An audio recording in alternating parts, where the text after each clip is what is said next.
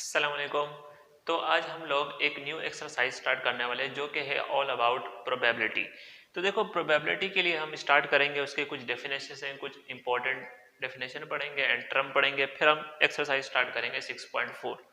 तो जो basic definition है वो है the branch of mathematics, it is a branch of mathematics that measure the uncertainty of an event using numbers is called probability.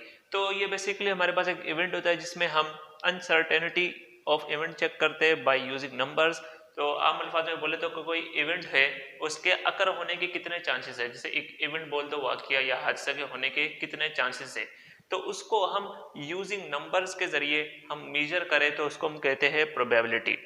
ठीक है, कि अगर आप कोई देखें कोई इवेंट अकर हो रहा है तो उसके कितने परसेंट चांसेस है, तो हम आम जिंदगी में इसका यूज करते कि हो सकता है आज बारिश हो, या हो सकता है कि मैं ये रेस जीत जाऊं, ठीक है, या कोई भी एग्जाम पास कर लूं।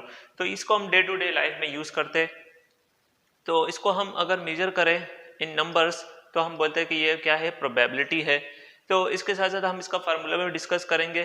तो अब हमारे पास जैसे कि फॉर एग्जांपल अगर हम एक एग्जांपल ले लें कि अगर मैं एक कॉइन टॉस करता हूं तो क्या चांसेस है कि वो कॉइन में हेड आए, या क्या चांसेस है कि उस कॉइन में टेल आए। ठीक है, तो इस चांसेस को हम मेजर करने को क्या कहते हैं, हम प्रोबेबिलिटी कहते हैं। और तो आगे देखते हैं हमारे पास the chances that an event will or will not occur is express on a scale ranging from 0 to 1। ठीक है, तो जो भी हमारे पास इवेंट होता है उसकी प्रोबेबिलिटी के जो चांसेस होते हैं वो 0 और 1 के दरमियान होता है। ठीक है, 0 से बड़ा हो सकता है और 1 से छोटा। ठीक है, 0 भी आ सकता है और 1 भी आ सकता है। अब इन केस अगर कोई भी इवेंट है वो हमें पता है, वो बिल्कुल श्योर है कि ये इवेंट लाजमी होगा, तो उसकी प्रोबेबिलिटी होगी 1। ठीक है, एंड अगर कोई ऐसा इवेंट है जो हमें पता है कि ये इम्पॉसिबल है, ऐसा हो ही नहीं सकता, तो उसकी प्रोबेबिलिटी होगी 0। जैसे मैं एग्जांपल दे देता हूँ कि अगर मैं कहूँ कि ईस्ट से सनराइज होगा, ठीक है, ईस्ट से सनराइज होगा तो इसकी प्रोबेबिलिटी क्या है, क्योंकि हमें पता है ये श्योर इवेंट है, तो यहाँ पर आएगा इसका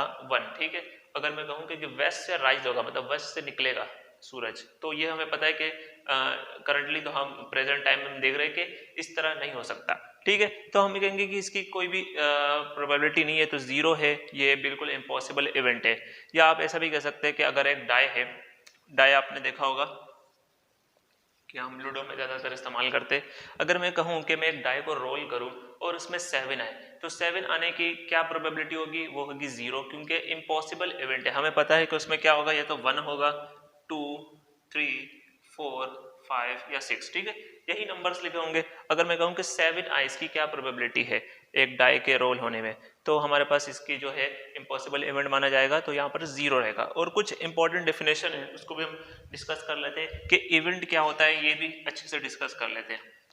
तो देखो मैं डेफिनेशन नहीं लिखवाऊंगा, मैं डायरेक्ट आपको बुक में गिवन है पहले ही पेज नंबर 198 में कि हमारे पास आउटकम क्या है।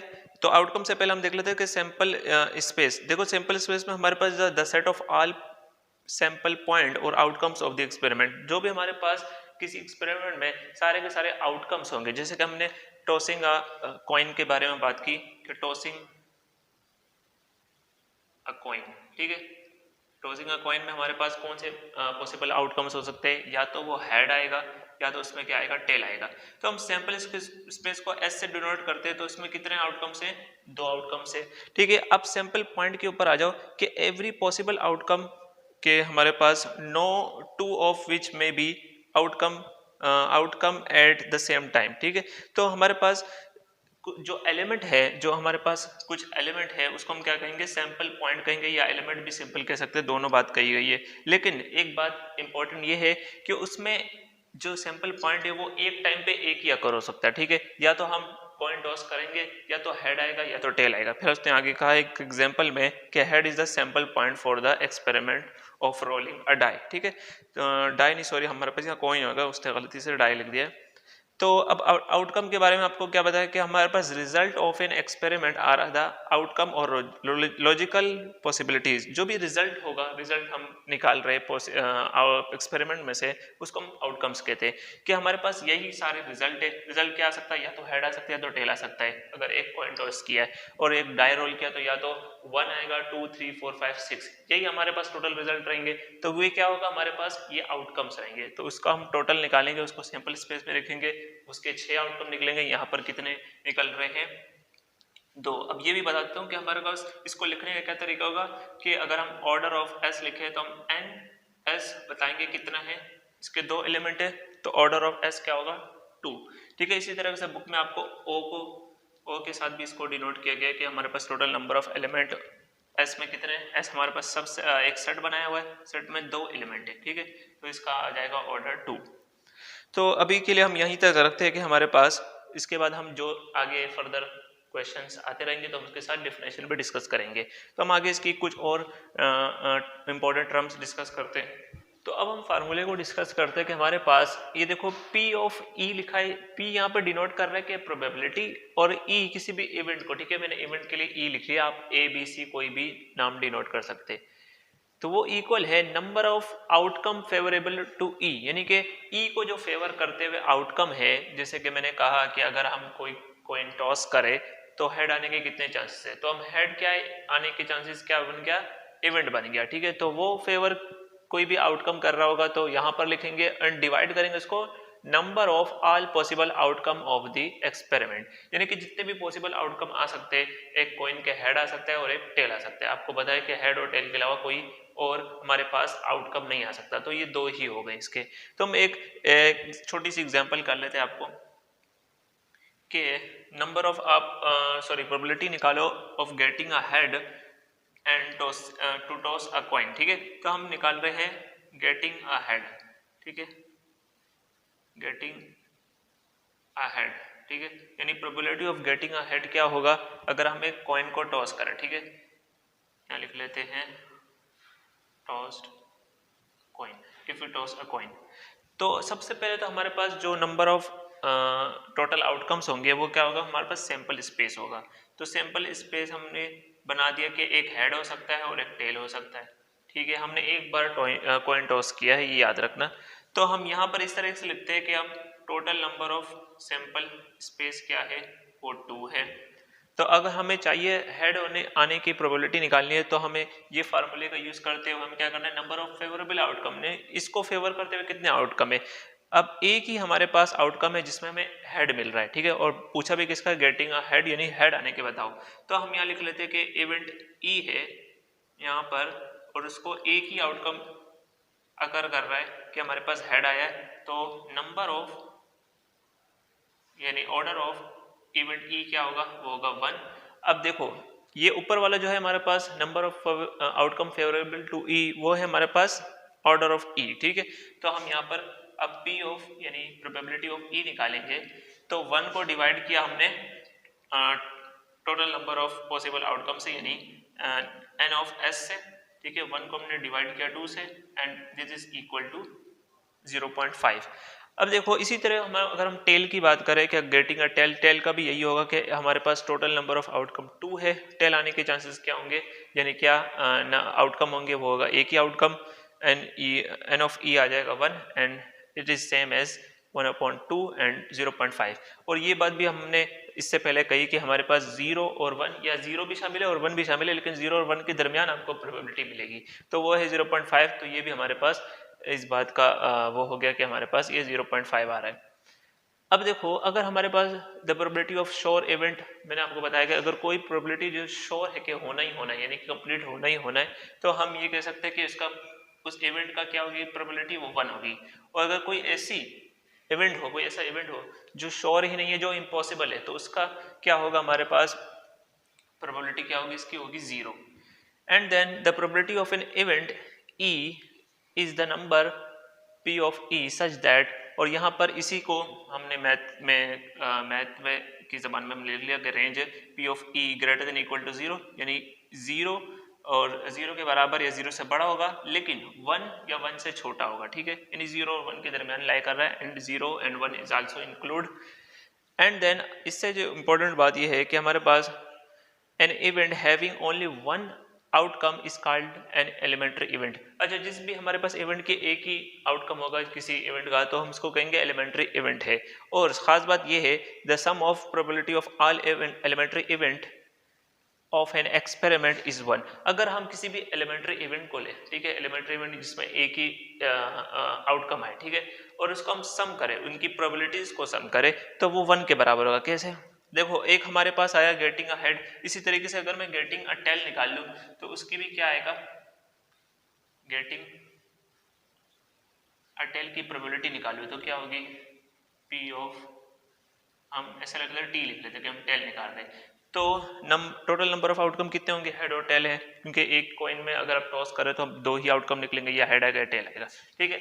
और देखो, अगर टेल आने के कितने चांसेस हैं, टेल यहाँ पर कितनी बार आ रहे हैं, एक बार आ रहा है, तो हम यहाँ लिख लेते हैं, यहाँ नीचे लिख लेता हूँ कि हमारे पास नंबर ऑफ जो इवेंट है वो है हमारे पास 1, ठीक है, यानी आउटकम कितने आएंगे, टेल के 1 आएगा, तो टोटल नंबर ऑफ आउटकम थे 2, तो इसका भी हमारे पास 0.5 ही आंसर आएगा। अब देखो, हमारे पास एक था इससे पहले वाला गेटिंग अ हेड, वो भी आया 0.5 और ये भी 0.5 आया। अगर दोनों को ऐड करो तो क्या किसके बराबर आएगा, 1।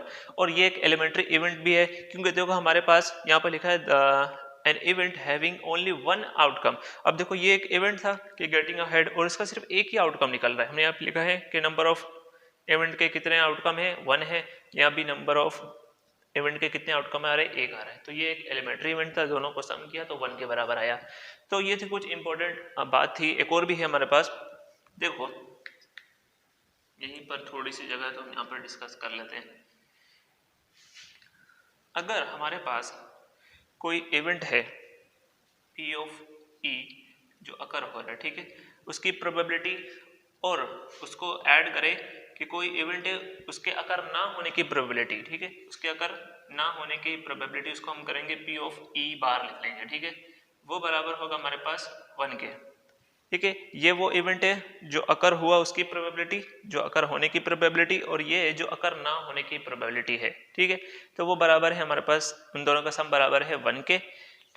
अब हमारे पास देखो, अगर हम यहाँ से ही इसको यूज करें तो यहाँ से एक हमारे पास इंपॉर्टेंट चीज निकलती है कि अगर हम P ऑफ E को यहीं लिखे और वो 1 माइनस P ऑफ E बार के बराबर है, जो काफ़ी ज़्यादा हमारे पास क्वेश्चन में यूज होता है। आपको प्रोबेबिलिटी ऑफ एन इवेंट जो अकर नहीं हुआ उसकी आपको प्रोबेबिलिटी दी जाती है और बोलता है कि आपको P ऑफ E निकालना है, ठीक है। तो ये हमारे पास क्वेश्चंस में यूज होता है, इसलिए मैंने ये आपको यहाँ पर करा दिया है। तो हम क्वेश्चन की तरफ चलते हैं। ये नोट करना हो तो नोट कर लो। तो बात है क्वेश्चन नंबर 1 पे। तो क्वेश्चन नंबर 1 हमारे पास 2 fair coins are toss, find the probability of getting. अब हमारे पास कुछ पार्ट दिए हुए, same faces, all head, at most 1 head. तो देखो, एक में पार्ट बिल्कुल डिटेल में कराऊंगा ताकि आपको पता चल जाएगा हम किस तरह नोट करेंगे। तो पार्ट नंबर 1 में, ठीक है, 1 से पहले भी आप लोग इस तरह कर लो कि हम सैंपल स्पेस मालूम कर लेंगे ना, ताकि वो सबके लिए एक बात हो। तो सैंपल स्पेस यानी हम number of all possible outcomes निकालने वाले हैं, ठीक है, तो उसको कहते हैं सैंपल स्पेस। यहाँ पर हम निकालने वाले हैं एयर सैंपल स्पेस, ठीक है। ये आप सैंपल स्पेस ना लिख के हम डायरेक्ट एस लिखते हैं, इसको हमेशा एस से डिनोट करते हैं। अब देखो, यहाँ पर 2 फेयर कॉइन टॉस हुए, तो 2 फेयर कॉइन के लिए हम किस तरह, जैसे हमने डायग्राम में समझा था पहले, दोबारा से हम देख लेते हैं एक बार के। फर्स्ट बार अगर हमने कॉइन टॉस किया तो 2 ही आउटकम निकलेंगे, या तो हेड आएगा या तो टेल आएगा, ठीक है। एंड देन अगर हम दूसरी बार कॉइन टॉस कर रहे तो ये हमारे पास है, सॉरी ये हमारे पास है, या तो हेड आएगा और यहाँ पर या तो टेल आएगा, ठीक है। हम इस तरह कर लेते हैं, ठीक है। तो पहली बार जब कॉइन टॉस किया ये तो हेड आया तो टेल आया, दूसरी बार कॉइन टॉस किया तो या तो इसमें होगा कि हेड आए या तो टेल आए, ठीक है। और अगर पहली बार में टेल आया तो दूसरी बार में या तो इसके साथ हेड आए या तो इसके साथ हमारे पास टेल आए। तो टोटल नंबर ऑफ आउटकम कितने निकलेंगे, देखो, head head, head tail, tail head और टेल टेल। तो यही सब हम क्या करेंगे, इसको हम सेट की फॉर्म में लिखेंगे, सेट बिल्डर फॉर्म में आप इस तरह कह सकते हैं कि हमारे पास सबसे पहले अगर हमने कॉइन टॉस किया तो हो सकता है हेड हेड आए, फिर क्या है हेड टेल, तो हेड टेल यहाँ लिख लेंगे। एंड देन हो सकता है पहली बारी में टेल आया और दूसरी बारी में हेड आया हो तो टेल हेड। एंड देन हो सकता है पहली बारी में टेल एंड दूसरी बारी में भी टेल आया, ठीक है। तो यही हमारे पास आउटकम्स निकलेंगे अगर आप कोई भी 2 कॉइन ले या एक कॉइन को 2 बार टॉस करे तो ये देखना हमारे पास यही आउटकम है, इसके अलावा कोई भी आउटकम नहीं आएगा। तो अब देखो इसको हम ऑर्डर निकाल लेते हैं कि हम इसको n ऑफ s से या o ऑफ s से भी डिनोट किया गया बुक में। तो हमारे पास कितने नंबर ऑफ एलिमेंट है, हमारे पास 4 है, तो हमने ये बना दिया सैंपल स्पेस। अब आते हैं हम पार्ट नंबर 1 में जिसमें लिखा है सेम फेसेस। तो हम यहाँ लिखेंगे कि हम इवेंट में कोई भी हम एलिमेंट दे सकते, कैपिटल अल्फाबेट कोई भी दे सकते कि ए be the event of getting same faces, of getting same faces. अब देखो यहाँ पर इसका मतलब ये है कि ये इवेंट ऐसा इवेंट है कि हमारे पास A be the event of getting same faces, कि हमारे पास कोई भी इवेंट में सेम फेस आ रहा हो कि कौन कौन से हमारे पास फेवरेबल टू दिस इवेंट है, यानी कौन से इस केस को इस इवेंट को फेवर कर रहे हैं कि जिसमें सेम फेस आ रहे हैं। अगर एक बार टॉस किया तो हेड आया, दूसरी बार भी हेड आया, सेम फेस आए। तो अब ये है हमारे पास एक आउटकम के एक बार हमने टॉस किया तो टेल आया, दूसरी बार भी टेल आया, लेकिन यहाँ पर डिफरेंट फेस आ रहे हैं, यानी एक बार हेड आ रहा है एक बार टेल आ रहा है, तो एक बार टेल आ रहा है एक बार हेड आ रहा है। तो हमारे पास इसके अकॉर्डिंग हम लिख लेते कि यहाँ पर ई में सेम फेसेस कितने आउटकम्स आ रहे हैं, एक हेड हेड और एक टेल टेल। ठीक है, तो आप नंबर ऑफ सॉरी ई नहीं, हमारे में एलिमेंट ए है, इवेंट की वजह से मैंने ए लिख लिया। ठीक है, तो ऑर्डर ऑफ ए क्या हमारे पास कितने एलिमेंट है, मतलब कितने एलिमेंट है इस सेट में, ए सेट में कितने एलिमेंट है, ये है 2। अब बात है फाइनली हम प्रोबेबिलिटी किस तरह निकालेंगे। तो प्रोबेबिलिटी ऑफ क्या निकालने वाले, इवेंट ए, तो हमने पी ऑफ ए लिखना है। फिर नंबर ऑफ फेवरेबल आउटकम्स, यानी कि उसका मतलब ये है कि एन ऑफ ए। ठीक है, नंबर ऑफ फेवरेबल आउटकम को शॉर्टकट ये लिख सकते हैं, अगर आप पूरा लिखना चाहो तो लिख लो।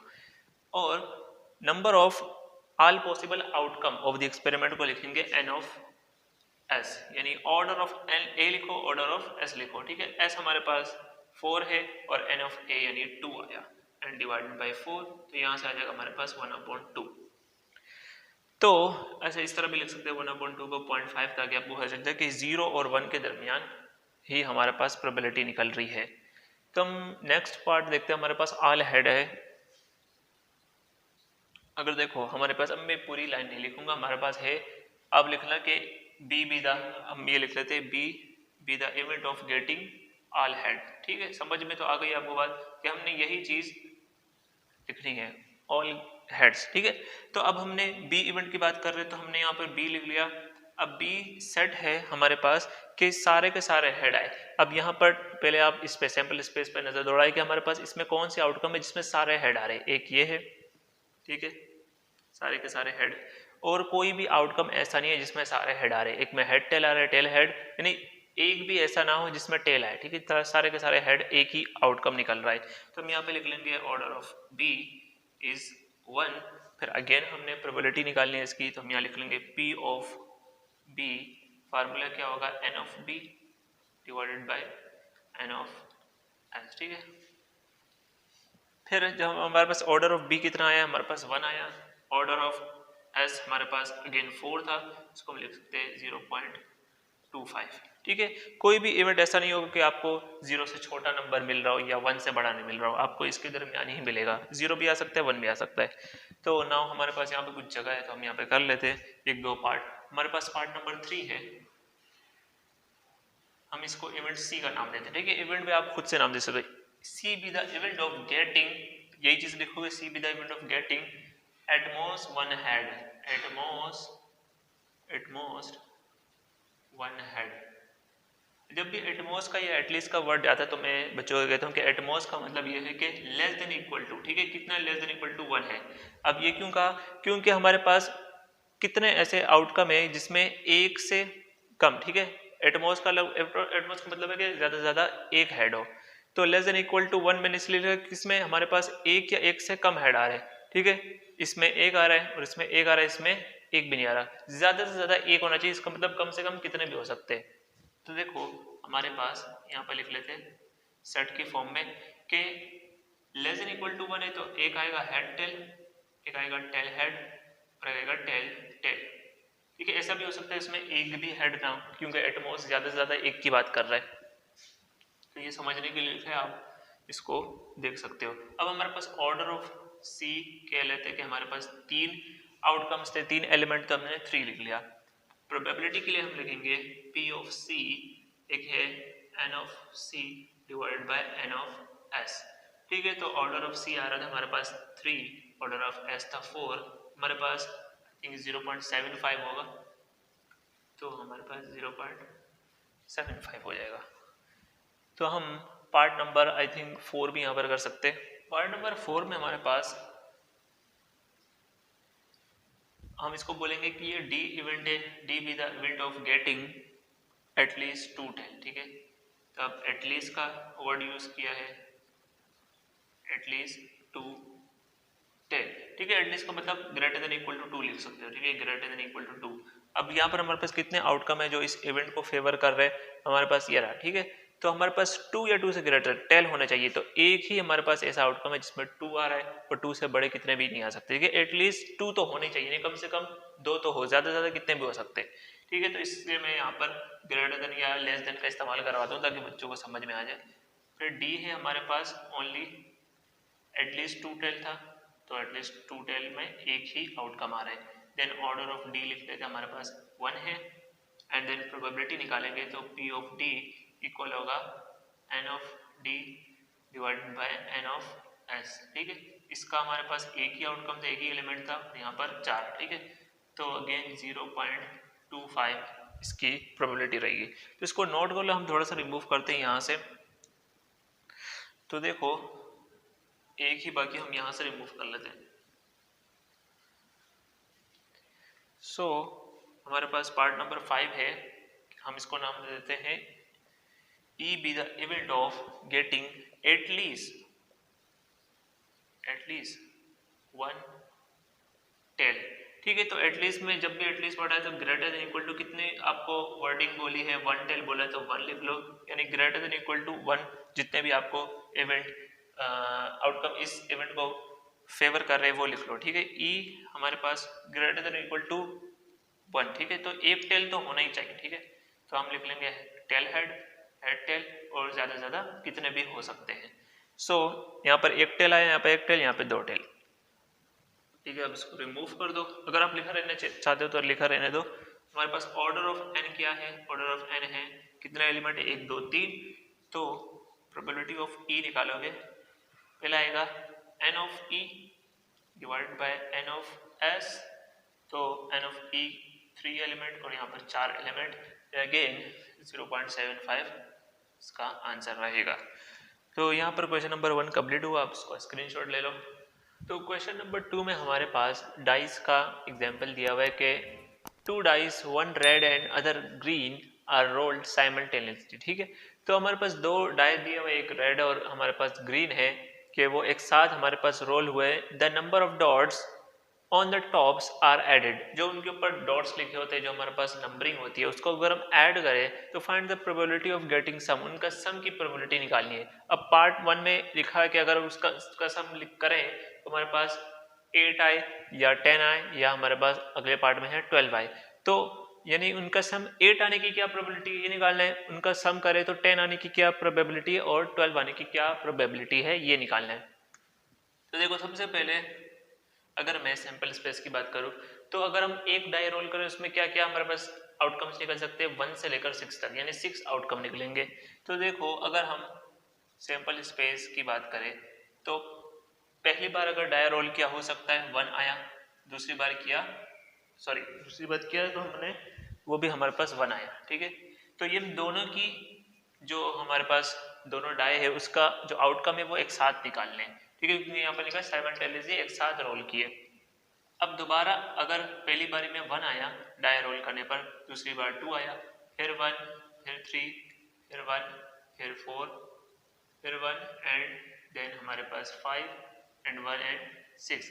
अब ये है हमारे पास जो 6 आउटकम आए, ये आए 1 के लिए। ठीक है, इसी तरीके से हमने अगली बार क्या करना है, 2 लिखना है, 2 के साथ 1 2 3 4 5 6, वो 2 के लिए आउटकम रहेंगे। इसी तरह 3 के साथ आएंगे 6, 4 के साथ से 6 आएंगे एंड 5 के साथ एंड 6 के साथ, तो ये टोटल हो जाएंगे 6 × 6 36 हो जाएंगे। ठीक है, तो हम यहाँ पे लिख लेते हैं लास्ट जो आउटकम होगा हमारे पास वो 6/6 6,6 होगा। ठीक है, तो हम यहाँ पर लिख लेते हैं, ऑर्डर क्या होगा सैंपल स्पेस का, यानी एलिमेंट होंगे टोटल 36 अगर ये 2 बार रोल होता है।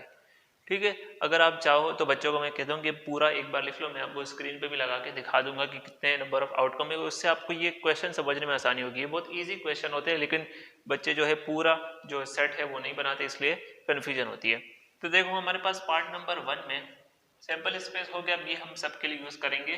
पार्ट नंबर 1 में लिखा है प्रोबेबिलिटी ऑफ गेटिंग 8। ठीक है, तो हमने 8 के लिए करने जा रहे हैं। फॉर एग्जाम्पल यहाँ पे लिखते हैं, यहाँ पे लिख लेंगे A be the event of getting sum of 8। ठीक है, तो ये हो गया हमारे पास इवेंट ए। अब इवेंट ए में क्या करना है कि हमने जो दोनों डाई को रोल किया, जो हमारे पास आने वाला आउटकम है, ठीक है, जो आने वाला आउटकम है या तो वो 1 बनाएगा या तो 2 आएगा, इस तरह 36 आ सकते हैं, इनके अलावा नहीं होगा। तो उनका सम करो, जैसे पहले बार हमने डाई रोल किया तो पहले में 1 आया, दूसरे में क्या आया 1, तो इन दोनों का सम किया तो कितना आ रहा है 2। तो हमें चाहिए इस तरह सम 8, तो हम यही इसके आउटकम लिख लेंगे कि हमारे पास सेट में देखो हमारे पास 8 कैसे आ सकता है। अगर हम पहले में देखो तो पहले में हमें 8 मिल ही नहीं सकता। देखो 1 + 1 2 होगा, यहाँ पर 1 + 4 5 होगा, यहाँ 6 होगा, यहाँ 7 होगा, तो पहले वाले में नहीं मिलेगा, दूसरे वाले में मिलेगा। कैसे मिलेगा, अगर 2,6 आया तो हमें क्या मिला 8। इसी तरीके से 3 में जाके देखो, 3 में आएगा 3,5 एंड हमारे पास 4 में मिलेगा। ठीक है, 4 में कैसे मिलेगा, अगर एक बार हमने इनके दोनों एक साथ करें, दोनों रोल किया, एक में आया 4 दूसरे में आया 4। ठीक है, तो अगर आप साहब के सारे आउटकम सामने रखोगे तो आपको इजीली पता चल जाएगा कि हम किस चीज की बात कर रहा हूँ। एंड देन अगर हम डाया रोल किया, हमारे पास एक में आया 5, एक में आया 3, फिर लास्ट में हम ये देख सकते हैं 2,6 है तो 6,2। ठीक है, आई थिंक ये हमारे पास टोटल 5 ही आउटकम लिख लेंगे। ठीक है, 1 2 3 4 5 हो गया हमारे पास। तो हमारे पास n ऑफ a क्या आ जाएगा, यानी ऑर्डर ऑफ a आ जाएगा 5। ठीक है, इसके अलावा कोई भी आउटकम नहीं होगा। अगर हम दोनों को रोल करें और उनका सम 8 आए, इनके अलावा कोई भी ऐसा आउटकम नहीं है। तो हम देखते हैं अब प्रोबेबिलिटी की बात करते हैं। ठीक है, प्रोबेबिलिटी ऑफ a निकालने के लिए पहले तो हम n ऑफ a लिख लेंगे, फिर n ऑफ s। ठीक है, तो ये ऑर्डर ऑफ a कितना है, हमारे पास 5 आया, 5 लिख दो, एंड ऑर्डर ऑफ s वो तो हमारे पास 36 है, हमारे पास यहाँ पर आ जाएगा प्रोबेबिलिटी ऑफ a आ जाएगा 5 डिवाइडेड बाय 36। सेम हम इस तरह कर लेते हैं b के लिए, पार्ट 2 के लिए हम यहाँ लिख लेते हैं b B the event of getting sum of 10। अब देखो 10 के लिए क्या करना पड़ेगा, हमने इन दोनों पूरे आउटकम में देखना है कि उन दोनों का सम, ठीक है, दोनों डाई पे जो डॉट्स आ रहे हैं, जो आउटकम आ रहे हैं, उनका सम 10 हो। ठीक है, तो यहाँ पर b बता रहा हूँ कि या तो हो सकता है हमारे पास इसमें स्टार्टिंग में 4 से स्टार्ट आएगा, तो हमारे पास एक आउटकम लगेगा 4,6। अगर डाई में एक में 4 आया, एक में 6 आया, दोनों का सम किया, हमारे पास कितना आ रहा है, सॉरी हमारे पास 10, यस 10, हमारे पास 4 + 6 10 हो जाएगा।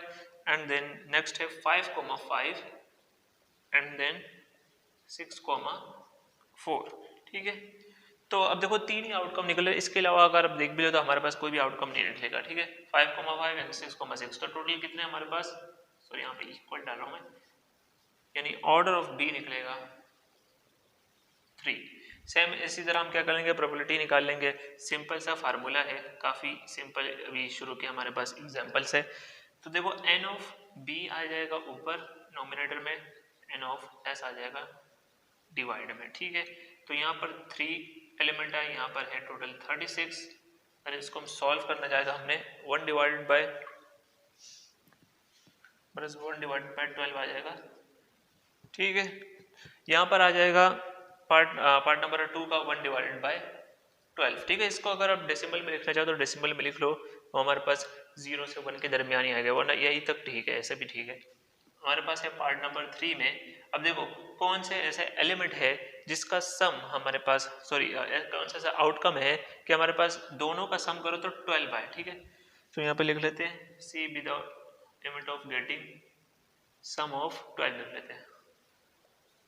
ठीक है, तो वो एक ही आउटकम होगा, जाहिर सी बात है हमारे पास C इक्वल है 6/6, ठीक है, 6,6, ठीक है, एक ही आउटकम होगा क्योंकि लास्ट में हमने हमारे पास क्या मिलेगा 6,6, इससे ग्रेटर या इससे स्मॉल तो मिलेगा, इससे ग्रेटर नहीं मिलेगा, ठीक है।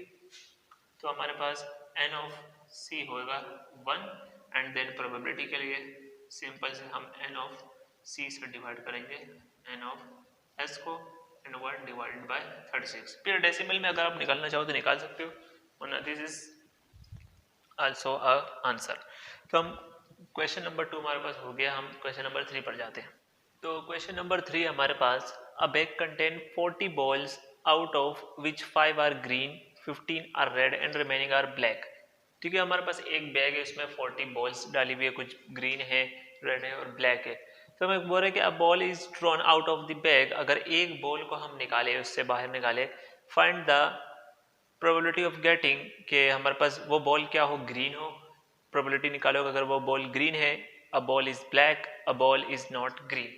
तो इसमें देखो हमारे पास अगर हम सैंपल स्पेस बनाएं तो हमारे पास क्या बनेगा, सबसे पहले हम कुछ चीज़ें देख लेते, अगर ये हमें जो गिवन है कि ग्रीन है, हमारे पास ग्रीन बॉल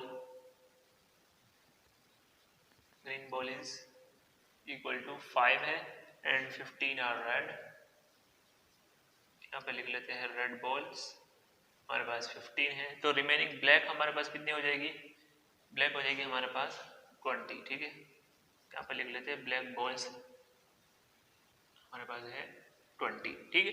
अब हम टोटल जब सैंपल स्पेस में निकालेंगे तो सैंपल स्पेस के लिए हम क्या करेंगे, सिंपली मैं ऑर्डर ऑफ एस निकाल रहा हूँ और इसमें यूज कर रहा हूँ कॉम्बिनेशन का, ठीक है। तो हमारे पास टोटल कितनी थी, हमारे पास 40 बॉल्स थी, 40C1, ठीक है, तो 40C1 मुझे पता है 40 के ही बराबर है, हालांकि इसमें ज़रूरत नहीं थी कॉम्बिनेशन की, लेकिन मैंने क्यों यूज़ किया, ताकि आपको आदत हो जाए। अगर बिलफर्ज हमारे पास एक बॉल पिक करने के बजाय ये बोलता 2 बॉल्स पिक किए, तो आपको लाजमी तौर पर कॉम्बिनेशन का ये केस बनता था, आपने कॉम्बिनेशन यूज़ करना था, फिर आपने 40C2 के कितनी कॉम्बिनेशन है कि 40 में से 2 बॉल्स पिक की, तो ये हमारे पास कॉम्बिनेशन का केस बनता है, प्रोबेबिलिटी हमें हमेशा हम कॉम्बिनेशन का यूज़ करते हैं। तो देखो अभी हम ज़रूरत नहीं है, लेकिन हम फिर भी यूज़ करेंगे ताकि हमारे को ये पता चल जाए कि आदत हो जाए कि हमने कॉम्बिनेशन का यूज़ करना है इस तरीके के सवालात में, ठीक है। एंड देन हमारे पास यस, तो हमारे पास आ जाएगा सैंपल स्पेस 40, फिर हम आते हैं पार्ट नंबर 1 पे कि ए be the event of getting or A be the event of drawn, drawn का मतलब निकालना या पिक करना ग्रीन बॉल, ठीक है, green ball drawn green ball, ठीक है, ए इवेंट है कि हमने ग्रीन बॉल पिक की, ठीक है, ग्रीन बॉल निकाली, तो हमारे पास देखो एन ऑफ ए अगेन, हमारे पास हमें पता है कि ग्रीन बॉल कितनी है, हमारे पास ग्रीन बॉल है 5, तो हम 5C1 का यूज करके 5, वैसे भी आपको पता है 5 बॉल है तो 5 ही हमारे पास आउटकम आएंगी, ये सीधा सीधा गिवन है, लेकिन अगर दो बॉल पिक करने का बोलता तो 5C2 हो जाता, फिर वो चेंजेस होती, तो मैं आपको याद कराने के लिए सी का यूज कर रहा हूँ, कॉम्बिनेशन का यूज कर रहा हूँ। तो हम अब ये आ गया हमारे पास एन ऑफ ए, तो अब सिंपली हम क्या करेंगे, प्रोबेबिलिटी के लिए यूज करेंगे एन ऑफ सी नहीं है ए है, तो हम N of A divide by N of S कर लेंगे, यहाँ पर आ जाएगा 5 एंड हमारे पास green 5 yes, and then divided by 40, ठीक है, तो 5 से 40 को डिवाइड किया हमारे पास आ जाएगा 1/8, ठीक है, अगेन अगर डेसिमल में लिखना चाहो तो आप लिख सकते हो। ये हो गया हमारे पास पार्ट नंबर 1। पार्ट नंबर 2 है कि ब्लैक बॉल हमने पिक करना है B the event of draw black ball, ठीक है, अगर ब्लैक बॉल को बिलफर्ज हम निकाल रहे हैं, एक बॉल है तो हम तो सी का यूज ना भी करें तो भी ठीक है, ठीक है, तो हमने इसको कहेंगे कि एन ऑफ बी, तो ब्लैक बॉल आप देख लो हमारे पास ब्लैक बॉल थी टोटल 20, तो 20C1 का फार्मूला लगा के 20 आ जाएगा, and then probability of event B के लिए हम फार्मूला यूज करते हैं कि एन ऑफ बी लिखेंगे order of B divide by order of sample space. ठीक है, तो ये आ गया हमारे पास 20 डिवाइडेड बाय टोटल था 40 एंड यहाँ से कैंसिल करके हमारे पास आ जाएगा 1/2। ठीक है, 0.5 इसकी प्रोबेबिलिटी आ जाएगी। तो लास्ट भी हम निकाल लेते हैं यहाँ पर।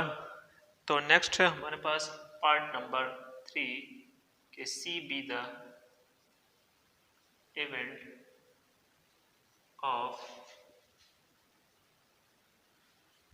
Draw the ball is not green. ठीक है, तो इस तरीके से हम लिख लेंगे कि C be the event of draw the ball is not green, क्योंकि वो ग्रीन ना हो। तो ग्रीन ना होने के लिए क्या करना पड़ेगा, हमें पिक करनी पड़ेगी रेड बॉल या ब्लैक बॉल। ठीक है, जब हम ब्लैक और रेड की निकालेंगे तो हमारे को इसका मतलब ये है कि वो वाले इवेंट हो गए जिसमें हमारे पास ग्रीन नहीं है मौजूद। तो देखो रेड हमारे पास 15 है, ब्लैक हमारे पास 20 है, तो हमारे पास इसका कॉम्बिनेशन क्या आएगा कि एन ऑफ ऑर्डर ऑफ सी, तो इन दोनों को ऐड करो, हमारे पास 15 इसकी हो गई और 20 इसकी हो गई। ठीक है, तो हमारे पास 35 C1। ठीक है, तो C का यूज करना यहाँ पे जरूरी नहीं है, लेकिन हम फिर भी करेंगे। ठीक है, तो 35 बॉल्स होंगी कि जो हमने पिक करनी है, 35 में से एक पिक करनी है। ठीक है, तो हम यहाँ पर ये वाली को नेग्लेक्ट कर रहे हैं क्योंकि हमारे पास वो बॉल उठानी है जो ग्रीन नहीं है, इसलिए मैंने कहा कि हमने रेड और ब्लैक को चूज करना है, सेलेक्ट किया। ठीक है, and then probability of C, order of C लिखो, order of C divided by order of S। हमारे पास 35 यहाँ था और 40 यहाँ था, ये हो जाएगा हमने 7 5 7 जा और 5 8 जा, फिर 7/8 इसकी प्रोबेबिलिटी आ जाएगी। आई होप ये जो हमारे पास सॉरी क्वेश्चन जो है आपका समझ में आया होगा, तो नोट कर लो इसको। तो क्वेश्चन नंबर 4 है हमारे पास, a card drawn from a well shuffled deck of cards, find the probability. तो probability of getting a king club और इस तरह से दिए हुए, तो आपको देखने में आपको दिखाई दे रहा है कि हमारे पास कार्ड्स की एग्जांपल है। ठीक है, डेक ऑफ कार्ड्स मतलब कितने होते हैं हमारे पास, तो हम कार्ड की कुछ इन्फॉर्मेशन लेंगे, फिर हम इसको सॉल्व करने के लिए एलिजिबल होंगे, यानी हमें सॉल्व करने का तरीका पता चलेगा। अगर किसी को पहले से कार्ड्स की इन्फॉर्मेशन मौजूद है, किसी ने खेला है, तो बेटा सुधर जाओ। ठीक है, तो हम टोटल देखते हैं कि हमारे पास डेक ऑफ कार्ड में कितने कार्ड्स होते हैं, 52 कार्ड्स होते हैं। तो हमारे पास 13 कार्ड होंगे स्पेड के और 13 होंगे क्लब के, डायमंड के एंड 13 होंगे हार्ट के। तो आपको देख रहा है कि हमारे पास यहाँ पर ब्लैक में मैंने ये लिखा है स्पेड और क्लब, तो ब्लैक में मैंने क्यों लिखा है क्योंकि हमारे पास ब्लैक कार्ड्स कितने होते हैं, ब्लैक कार्ड्स होते हैं हमारे पास 26। ठीक है, इसी तरह हमारे पास रेड कार्ड होंगे 26। ठीक है, तो यहाँ पर ब्लैक और रेड में हमारे पास दो कलर में हमारे पास कार्ड होते हैं। तो स्पेड में देखो हमारे पास टोटल रहेंगे 13, टोटल मैंने लिखा है 13, उसमें क्या क्या शामिल होगा, एक किंग होगा, एक क्वीन, एक जैक, एक एस और दो जो हमारे पास 2 से 10 तक नंबरिंग होगी, यानी 2 से 10 तक हमारे पास 9 कार्ड ऐसे होंगे जिसमें नंबर लिखे होते हैं। ठीक है, और स्पेड की शेप बनी होती है। इसी तरह क्लब में एक किंग, क्वीन, जैक और एस, ये चारों रहते हैं और हमारे पास 2 से लेकर 10 तक नंबरिंग वाले कार्ड रहेंगे। बिल्कुल सेम इस तरह डायमंड के होंगे और हार्ट के होंगे। तो इसी तरह एक और चीज पूछी गई है फेस कार्ड। फेस कार्ड में मैं बता दूं तो देखो हमारे पास टोटल किंग, इन चारों का मिला के किंग कितने होंगे, ये भी इंफॉर्मेशन है एक कि किंग हमारे पास टोटल कार्ड होते हैं 4, किंग के कार्ड होते हैं 4। इसी तरह क्वीन के भी 4 कार्ड रहेंगे, इस तरह जैक के भी 4 कार्ड और एस के भी 4 कार्ड। अब जो फेस कार्ड है, जो हम फेस कार्ड की बात कर रहे हैं, जो पूछा गया है, वो इन तीनों कार्ड्स को कहा जाता है। किन तीनों, किंग के कार्ड, क्वीन के और जैक के, ये तीनों मिला के हमारे पास हो जाएंगे जो कि फेस कार्ड इसको कहेंगे। फेस कार्ड कितने होंगे, टोटल 12 होंगे। तो ये हमारे पास कुछ एग्जांपल्स है, सॉरी कुछ इन्फॉर्मेशन थी कार्ड के हवाले से, ताकि इसके बाद जो भी कार्ड के हमारे पास क्वेश्चन आएंगे तो इसमें ये इन्फॉर्मेशन लाजमी से आप लोग याद कर लो। अगर किसी को याद नहीं, किसी को याद है तो पहले से, तो अच्छी बात है। ठीक है, तो ये नोट कर लो पहले। तो चलो अब देखते हैं हमारे पास जो क्वेश्चन था कि अ card drawn from a well shuffled deck of card. तो मैंने डेक ऑफ कार्ड में बताया कि हमारे पास जो कार्ड है, जो पैक ऑफ कार्ड में हमारे पास 52 कार्ड होते हैं। तो वो 52 क्या हमारे पास सैंपल स्पेस है, क्योंकि टोटल नंबर ऑफ कार्ड्स यानी total number of possible outcome कितने हैं, वो 52 है। जो हम पिक करेंगे वो उन्हीं 52 में से होगा ना, कोई बाहर से तो नहीं होगा। तो हम ये लिख सकते हैं कि सैंपल स्पेस में हमारे पास, सैंपल स्पेस में हम इस तरह लिख सकते हैं, या डायरेक्ट हम ऑर्डर ऑफ सैंपल स्पेस लिख लेते हैं, हमारे पास टोटल 52 रहेंगे। अब अगेन मैं बोल रहा हूँ, अगर आपको 2 कार्ड उठाने की बात की जाए, नहीं 2 cards drawn from a well shuffle, 2 card कब आ रहे, तो आप हमेशा हम क्या करेंगे, कॉम्बिनेशन का यूज करेंगे, तो 52C2 लिखोगे, ठीक है। तो मैंने पिछले एग्जांपल में भी बताया, इस तरह इसमें भी बता रहा हूँ। वैसे वो इतने एग्जांपल नहीं आती कि 2 कार्ड उठाया जाए, ये आपका पास इसी तरीके से 1 कार्ड की बात की जाएगी। अब देखो आगे पूछा है कि हमारे पास प्रोबेबिलिटी निकालो गेटिंग अ किंग, तो ये तो हमारे पास हो गया सैंपल स्पेस। अगर पार्ट 1 में बात की जाए कि ए be the event of getting a king, ठीक है, यानी किंग कार्ड की बात कर रहे हैं, गेटिंग अ किंग, तो इवेंट ए के फेवरेबल आउटकम कितने होंगे। अभी मैंने आपको जैसे फिगर में बताया पिछले स्लाइड में कि हमारे पास 4 किंग होते हैं, किसी भी डेक ऑफ कार्ड में 4 किंग होते हैं हमारे पास, तो ऑर्डर ऑफ ए क्या होगा, यानी ए इवेंट का क्या होगा, 4 होगा। इसी तरह इसकी प्रोबेबिलिटी निकाल लेते हैं, पी ऑफ ए, हमारे पास उसका फार्मूला है n of A divided by N of S, ठीक है। तो हमारे पास 4 आ गए, टोटल फेवरेबल आउटकम्स आ गए, और टोटल नंबर ऑफ आउटकम्स थे 52। तो हमने 4 को 52 से डिवाइड करना है, हमारे पास 4 1 जा 4 एंड 4 3 जा यानी 1/13 रहेगा, ठीक है। तो ये हमारे पास इसकी प्रोबेबिलिटी रहेगी। पार्ट नंबर 2 की देख लो कि अगर हम गेटिंग अ क्लब को अगर हम प्रोबेबिलिटी निकाले क्लब की, B the event of getting a club,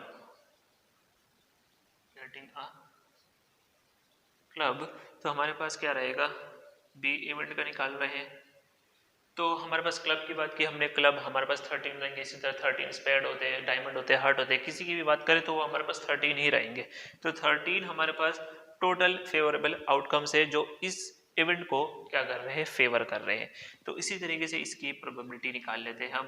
हमारे पास order of B divided by order of S, हमारे पास यहाँ पर 13 है, यहाँ पर 52 है, आई थिंक 1/4 रहेगा यहाँ पर इसकी प्रोबेबिलिटी। तो देखो लास्ट में हमारे पास फेस कार्ड के बारे में मैंने आपको बता दिया कि हमारे पास 4 क्वीन के, 4 किंग के और 4 जैक के, इन चारों को मिला के मतलब 3 डिफरेंट टाइप के, तो हमारे पास 12 टोटल निकलते हैं फेस कार्ड। तो हमारे पास 3 में यहाँ पर यही चीज लिख लो, हमारे पास C be the event of getting, C be the event of getting a face card, ठीक है। यहाँ भी कार्ड रहेगा, क्लब कार्ड रहेगा, कार्ड की बात कर रहे हैं, किंग कार्ड, ठीक है। एंड देन अगर हम फेस कार्ड की बात करें, हमारे पास टोटल आउटकम इसके हैं 12, क्योंकि 12 तरीके के कार्ड है। एंड देन हमें एक पिक करना है ना, तो हमारे पास टोटल पॉसिबिलिटीज क्या है कि अगर हम कोई कार्ड उठाएं तो हमारे पास वो क्या हो, वो फेस कार्ड हो। इसलिए हमने फेवरेबल आउटकम निकालने हैं, वो हमारे पास 12 कार्ड है ऐसे, और टोटल हमारे पास कितना है, टोटल हमारे पास 52 है। तो प्रोबेबिलिटी क्या कहती है कि order of C divided by order of S, हमारे पास 12 डिवाइडेड बाय 52 इसकी क्या होगी, प्रोबेबिलिटी होगी। तो नोट कर लो, हमारे पास क्वेश्चन नंबर 4 कंप्लीट हुआ। तो आई होप आज की वीडियो आपको अच्छी लगी होगी। अगर वीडियो अच्छी लगी है तो वीडियो को लाइक भी कर लो और दोस्तों के साथ शेयर कर लो। इंशाल्लाह हम नेक्स्ट वीडियो में इसके मजीद क्वेश्चन करेंगे और कुछ जो भी कॉन्सेप्ट उसमें हो रहेगा तो हम वो भी डिस्कस करेंगे। तो थैंक्स फॉर वॉचिंग।